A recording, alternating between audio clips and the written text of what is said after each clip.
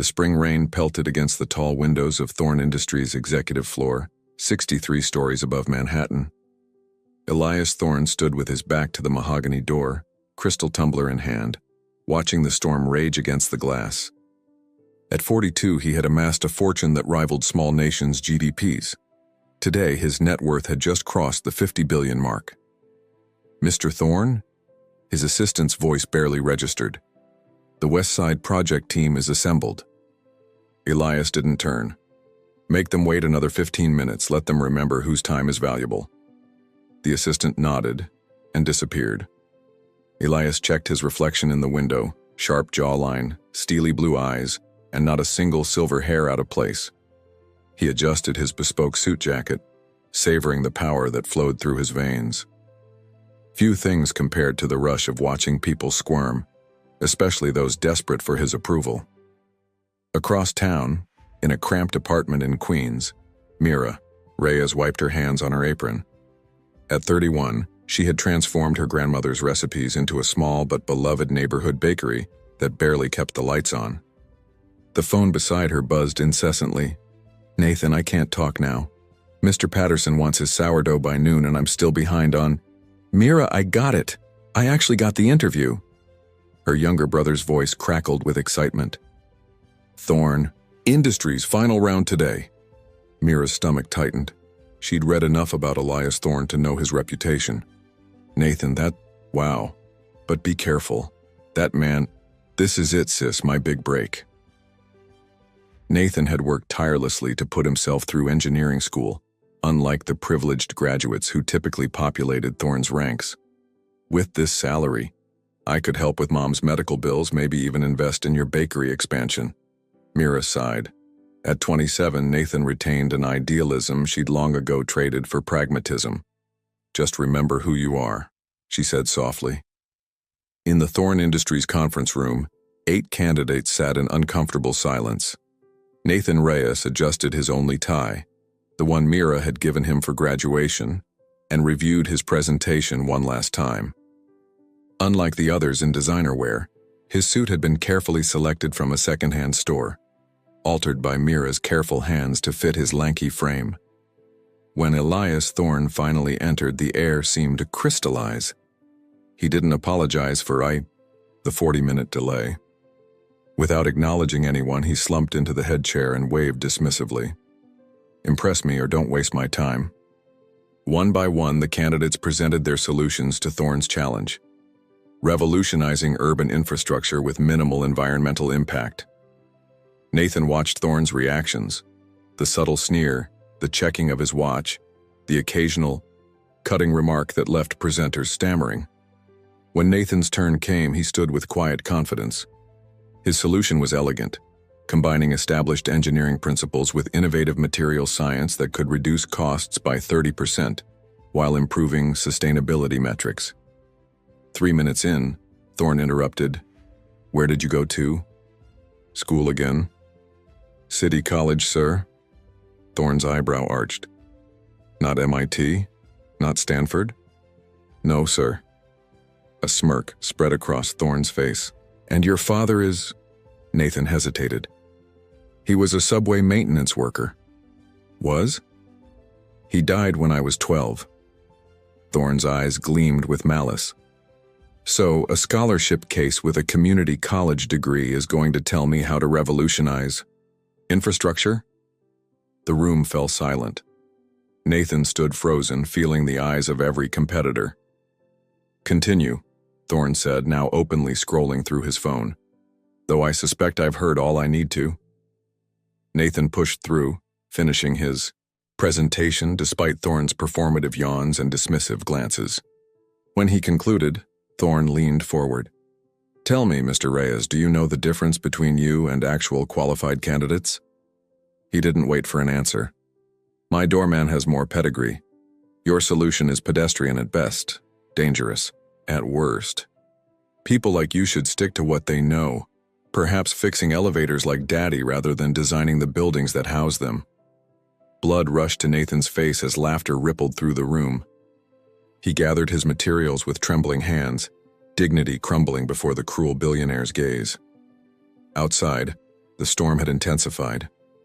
Nathan stood in the downpour without opening his umbrella, letting the rain mask the hot tears streaming down his face as he called Mira. "You were right about him," was all he could say. Mira clutched the phone, flour-covered fingers whitening around the case. "Come home," she whispered. "We'll figure it out together." She didn't know then how Elias Thorne had just set in motion a sequence of events that would intertwine their lives in ways none of them could imagine. The aroma of cinnamon and vanilla hung in the air of Reyes Bakery as Mira closed up for the night. 3 weeks had passed since Nathan's devastating interview. Her brother had spiraled into depression, barely leaving his room in their shared apartment. Tonight, she'd persuaded him to help with inventory, anything to pull him from the darkness. "I found something," Nathan said quietly, his laptop casting a blue glow across his hollow features. "Thorne's new urban development project, the one he ridiculed my ideas for, has critical flaws." Mira looked up from her ledger. "What do you mean?" "Their stress distribution calculations are off. If they build according to these specs, the support systems could fail catastrophically under certain conditions." Nathan scrolled through complex diagrams. "Lives could be at risk." "You need to tell someone," Mira said, alarm rising in her voice. Nathan's laugh was bitter. "And who would believe me? The community college graduate questioning Thorne's empire of engineers?" A bell chimed as the bakery door opened despite the closed sign. A woman in an impeccably tailored charcoal suit entered, surveying the modest establishment with keen interest. "I'm sorry, we're closed," Mira started. "Ms. Reyes?" The woman offered a sleek business card. "Camila Vega, VP of Talent Acquisition at Archer Dynamics." Mira frowned. "I'm not looking for a job." "Not you." Camilla's gaze shifted to Nathan. "Your brother." Nathan stood bewildered. "How did you—" "I was at Thorne Industries that day," Camilla said. "Your solution was brilliant. Elias Thorne is—" She paused, choosing her words carefully. "Not known for recognizing talent that doesn't come wrapped in Ivy League packaging." "Archer Dynamics is Thorne's biggest competitor," Nathan said suspiciously. Camilla smiled. "Precisely, and we've been watching his urban development project with great interest. Perhaps we could continue this conversation somewhere more private." Later that night in an upscale restaurant overlooking Central Park, Nathan listened as Camilla outlined a proposition that made his heart race. "We want you to lead our counter project," she explained, "and we're willing to invest in your sister's bakery as a show of good faith." Mira, who'd insisted on accompanying Nathan, narrowed her eyes. "Why would you invest in a small bakery?" "Because talented people care about their families," Camilla replied smoothly. "And we care about talented people." The offer was extraordinary. A 7-figure salary for Nathan, a substantial investment for Mira's expansion dreams, and a chance to prove Thorne wrong. Too good to be true. "What's the catch?" Mira asked. Camilla's perfect smile never wavered. "We need insider intelligence on Thorne's project. The flaws Nathan discovered. We need everything you can find." "You want me to spy?" Nathan said flatly. "We want you to ensure public safety," Camilla corrected. "If that structure fails because Thorne was too arrogant to check his work." The siblings exchanged glances, a lifetime of communication passing between them. 3 days later, Nathan found himself with a security badge and employee ID for Thorne Industries. Someone in HR had made a clerical error, hiring him for a middle management position in the urban development project. The irony wasn't lost on him as he passed through the same lobby where he'd been humiliated weeks earlier. "Mr. Reyes." A familiar, chilling voice stopped him in his tracks. Elias Thorne stood by the elevator bank, his cold eyes registering surprise, that quickly morphed into amusement. "I'm told you're joining our little project." Nathan's mouth went dry. "Sir, Human resources makes the occasional error," Thorne said dismissively. "But perhaps there's utility in having someone to fetch coffee." He stepped into the elevator, holding the door. "Coming? Or are community college graduates afraid of heights?" Meanwhile, across town, Mira received visitors of her own. Two men in expensive suits who called themselves investors examined her bakery with calculating eyes. "Ms. Reyes, we represent a development group," the taller one explained. "This entire block is being acquired for a new Thorn Industries retail complex." Mira's blood ran cold. "This property isn't for sale. Your landlord disagrees." He slid documents across the counter. "Your lease termination. You have 30 days. That evening, as Nathan secretly copied files for Camilla, Mira sat surrounded by eviction paperwork. Her phone buzzed with a text from an unknown number. "Thorn destroys anything in his path. The question is, what will you do about it?" C. Nathan arrived home to find Mira staring out their apartment window. "Something happened," he said immediately, recognizing her expression. "He's taking everything," she whispered. "The bakery, our livelihood." She turned to face him. "Tell me about those structural flaws again." Nathan hesitated. "If they're not addressed, and if certain conditions align, like high winds, combined with specific weight distributions, people could die," Mira finished. "Yes.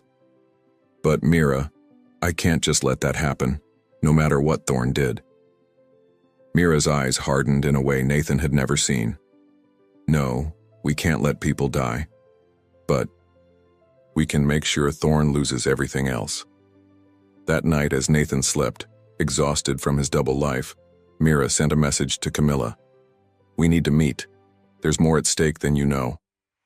Across the city, in his penthouse suite, Elias, Thorn swirled amber liquid in a crystal glass, reviewing security footage from the day. His eyes narrowed as he watched Nathan accessing servers he shouldn't have authorized clearance for. "Interesting," he murmured, reaching for his phone. "Mr. Reyes appears to have hidden talents after all." The chess pieces were aligning, each player thinking several moves ahead, none fully comprehending the devastating endgame that awaited them all. Rain lashed against the windows of Archer Dynamics headquarters as Camilla Vega reviewed the files Nathan had provided. Each document further confirmed her suspicions. Thorn's flagship urban development wasn't just flawed, it was potentially catastrophic. "These stress points would never withstand a Category 3 hurricane," she murmured, sliding the tablet toward Mira, who sat across the polished conference table. "Your brother has provided exactly what we needed." Mira's fingers tightened around her coffee cup. 2 weeks had passed since she'd lost her bakery. The vacant storefront now bore Thorn Industries' development notice, a daily reminder of everything taken from her. "And what will you do with this information?" Mira asked, her voice controlled despite the rage simmering beneath. Camilla's perfect smile never reached her eyes. "We'll ensure the project never reaches completion. Archer Dynamics will step in with a superior, safer alternative. Your brother will be credited as lead engineer. And the people who might be harmed, anonymous tips will reach the proper authorities before construction advances to dangerous stages," Camilla assured her. "No casualties, just Thorn's complete professional ruination." Mira nodded slowly. "There's something else you should know." She reached into her bag, extracting documents revealing Thorn's property acquisitions across Queens, neighborhoods targeted for revitalization that would displace hundreds of families. Camilla's eyebrows arched. "How did you obtain these?" "I have resources of my own." Mira didn't mention the night she'd spent with Archer Dynamics' security team, infiltrating Thorn's satellite office. "My point is, this isn't just about my bakery or Nathan's humiliation. Thorn is systematically destroying communities." Meanwhile, Nathan sat in a sterile conference room at Thorn Industries, sweat beading at his temples as he presented modified infrastructure plans, ones subtly correcting the critical flaws while appearing to maintain Thorn's original vision. "So you're suggesting we reinforce these junction points?" The project manager frowned. "A minor adjustment," Nathan explained. "Slightly increased cost now prevents catastrophic failure later." "Interesting," a cold voice interjected from the doorway. Elias Thorn leaned against the frame, eyes locked on Nathan. especially since these specific concerns weren't in your original assessment. The room fell silent. Nathan's pulse thundered in his ears. My office, now. Thorne turned without waiting for acknowledgement. Nathan followed, each step feeling like a march to execution. Inside the palatial corner office, Thorne didn't sit, instead standing at the window overlooking his empire. Tell me, Mr. Reyes, do you think I'm a fool? Nathan remained silent. I know exactly who you are and why you're here. Thorne turned, his face eerily calm. Archer Dynamics recruited you after our interview. They're paying you to sabotage my project from within. Nathan's blood turned to ice. Mr. Thorne, Save it. Thorne raised a hand. The question is, what am I going to do with this information? To Nathan's shock, Thorne smiled. Here's what fascinates me. Your corrections are brilliant. The very flaws you identified, they're legitimate. He stepped closer. Someone of your background shouldn't be this insightful. Perhaps you underestimated that background, Nathan said, finding his voice. Thorne chuckled. Perhaps I did, which brings me to my proposition. The proposition was stunning. Thorne would triple whatever Archer was paying Nathan to become a double agent. He would feed Archer falsified information while actually implementing Nathan's safety improvements to the Thorne project. And my sister's bakery? Nathan asked. Restored with a 10-year lease, Thorne replied smoothly. I'm not unreasonable when there's mutual benefit. Nathan left Thorne Tower in a daze, calling Mira immediately. He knows everything, Nathan whispered, into the phone. Mira's response was measured. What? Did you tell him? That I'd consider his offer. Across town, in a luxury condominium overlooking the Hudson, Camilla Vega received an unexpected visitor. Her assistant buzzed through. Mr. Thorne is here to see you. Camilla's composed demeanor faltered momentarily. She straightened her blazer and pressed the intercom. Send him in. Elias entered with the confidence of someone accustomed to controlling every room. Ms. Vega, lovely space. Cut the pleasantries, Elias. Camilla gestured to a chair. What brings the great Elias Thorne to enemy territory? The Reyes siblings. He settled into the chair, crossing one leg over the other. Clever recruitment. The brother has genuine talent. Camilla's expression revealed nothing. I don't know what you're talking about. Let's not waste time, Thorne said, his smile tightening. I know you're planning to expose the flaws in my development. What you don't know is that I've already addressed them. When your exposé breaks, you'll look like fools manufacturing corporate sabotage. Camilla leaned forward. You're bluffing. Am I? Thorne placed a USB drive on the table between them. These are the revised specs, including Nathan Reyes' brilliant modifications. I've already filed them with the City Planning Commission, dated 2 weeks ago. The color drained from Camilla's face. What do you want? A merger. Thorne's eyes gleamed. Archer Dynamics folded into Thorne Industries. You retain your position. Of course, everyone wins. And if I refuse? Then I release evidence showing Archer Dynamics attempted corporate espionage. The Reyes siblings would face charges as well. He stood to leave. You have 48 hours. That night in Mira's small apartment, the siblings sat across from each other at the kitchen table, the weight of impossible choices heavy between them. If I take Thorne's offer, I betray Camilla, Nathan said. If I refuse, we lose everything, including your bakery all over again. Mira stared into her tea. And if Camilla accepts Thorne's merger offer, Archer Dynamics ceases to exist. Hundreds lose their jobs while Thorne grows even more powerful. There has to be another way, Nathan whispered.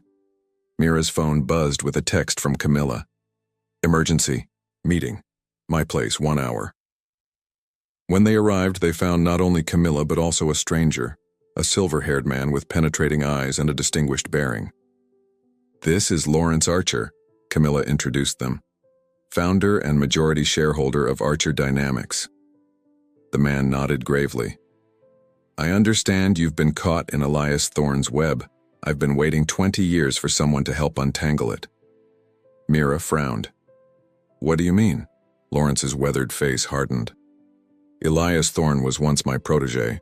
When he couldn't outperform me, he destroyed my reputation instead. Now he wants to consume the company I rebuilt from ashes." He turned to Nathan. "You've seen the structural flaws in his project. What you don't know is why they exist."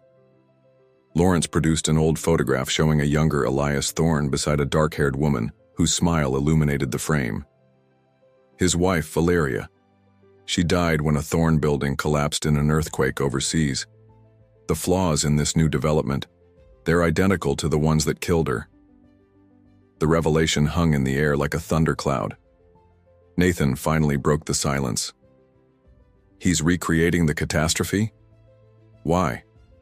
"Because," Lawrence said grimly, "Elias Thorne has been playing a far longer game than any of us realized." Dawn broke over Manhattan, painting the sky in watercolor hues of amber and rose. Mira stood on the observation deck of the half-completed Thorne Tower, wind whipping through her hair as she surveyed the sleeping city below. The revelation about Valeria Thorne had kept her awake through the night, pieces of a puzzle finally clicking into terrible clarity.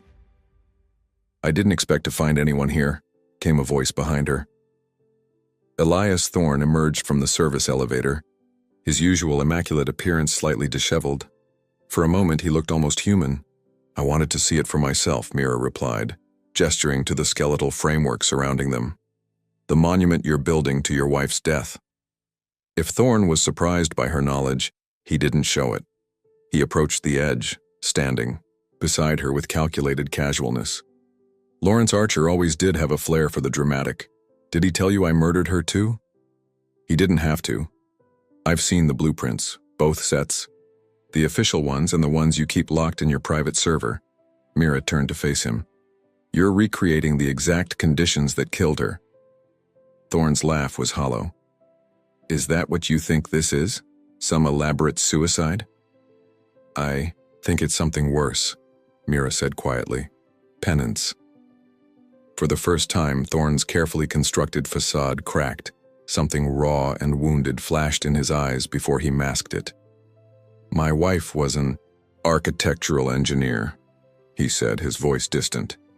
"She insisted the support structures in our Jakarta project needed reinforcement. I overruled her. Costs were already exceeding projections. When the earthquake hit..." He trailed off, staring at his hands. 37 people died, including Valeria. She was inspecting the very section she'd warned about. Mira watched him, seeing beyond the monstrous billionaire to the broken man beneath. "So this tower will stand," Thorne interrupted firmly. "Nathan's modifications ensured that. What I'm recreating isn't the physical flaw, but the choice, the moment of truth." At that moment, Nathan burst through the stairwell door, breathless. "Mira, I've been looking everywhere." He froze at the sight of Thorne. "Perfect timing, Mr. Reyes," Thorne said, composure instantly restored. "Your sister and I were just discussing architecture and consequences." Nathan moved protectively toward Mira. "I've made my decision about your offer." "Have you now?" Thorne's eyebrow arched. "I won't be your double agent," Nathan stated, "and I won't be Camilla's pawn either. As of this morning, I've submitted comprehensive reports to the City Planning Commission, the Architectural Review Board, and 3 independent structural engineering firms detailing the original flaws in your design and the corrective measures already implemented." Thorne's face hardened. "You've overplayed your hand. I'll bury you in litigation." "Perhaps," Lawrence Archer's voice echoed as he emerged from the elevator with Camilla beside him. "Or perhaps the world should know that Elias Thorne deliberately designed a fatally flawed structure, only to correct it at the last moment in some twisted atonement ritual." Thorne's gaze cut to the older man. "You always were sanctimonious, Lawrence. Shall we discuss your own architectural sins? The corners cut in Boston, Rio, Munich?" "The difference," Lawrence replied evenly, "is that I acknowledged my mistakes and corrected them. You've spent 20 years building a fortress of wealth and power to hide from yours." As the two titans faced off, Mira approached Thorne. This isn't about your project anymore. It's about my bakery and all the other small businesses and homes you're destroying for your revitalization plans. Business is business, Thorne dismissed. Progress requires sacrifice. No, Mira countered. Progress requires balance, humanity. The standoff was interrupted by the arrival of a group in business attire, members of the City Planning Commission and Investment Board, accompanied by journalists. Right on time, Camilla murmured, checking her watch. What is this? Thorne demanded. Lawrence smiled thinly. Did you think we came without a contingency plan? These gentlemen and ladies are here to discuss the future of Thorne Industries and Archer Dynamics. What followed was a negotiation unlike any other, conducted 60 stories above Manhattan with the fate of communities, corporations, and personal redemptions hanging in the balance. After hours of tense dialogue, a framework emerged. Thorne would retain control of his company, but a new joint venture with Archer Dynamics would oversee all community development projects, with strict ethical guidelines and community representation. And the West Side project? One commissioner asked. We'll proceed with the corrected designs, Thorne conceded, with Mr. Reyes serving as lead safety engineer. Nathan's expression betrayed his shock. You want me to ensure nothing like Jakarta ever happens again, Thorne finished, a flicker of something resembling respect crossing his features. You were right, I underestimated you. As the sun climbed higher, casting long shadows across the unfinished tower, final terms were reached. Mira would not only regain her bakery but would head a community oversight committee, ensuring fair treatment of local businesses in all future Thorne Archer developments. Later, as the group descended to ground level, Mira found herself alone, in the elevator with Thorne. Why did you agree to all this? She asked directly. You could have fought. Thorne studied his reflection in the polished elevator doors. 20 years ago, I ignored someone who knew better because of my arrogance. Today, he paused. Let's just say seeing the same conviction in different eyes can be illuminating. 6 months later, Mira stood behind the counter of her expanded bakery, watching through the window as Nathan walked past with a group of engineers, pointing out features of the now completed Thorne Archer Community Plaza across the street. The complex incorporated affordable housing, small business incubators, and green spaces, a far cry from the sterile corporate monument originally planned. Camilla Vega pushed through the bakery door, elegant as ever. Quite the transformation, she remarked, accepting the coffee Mira offered. Both the neighborhood and the man. Elias Thorne had become a more subdued figure in recent months. The arrogance remained, but tempered now with something approaching wisdom. His rare visits to the community projects always included time at Mira's bakery, where their conversations had evolved from hostile to cautiously respectful. People can change, Mira observed, when the cost of staying the same becomes too high. Some people, Camilla amended with a knowing smile. Others just find better ways to hide their true selves. That evening, as Mira closed the bakery, she found Thorne waiting outside.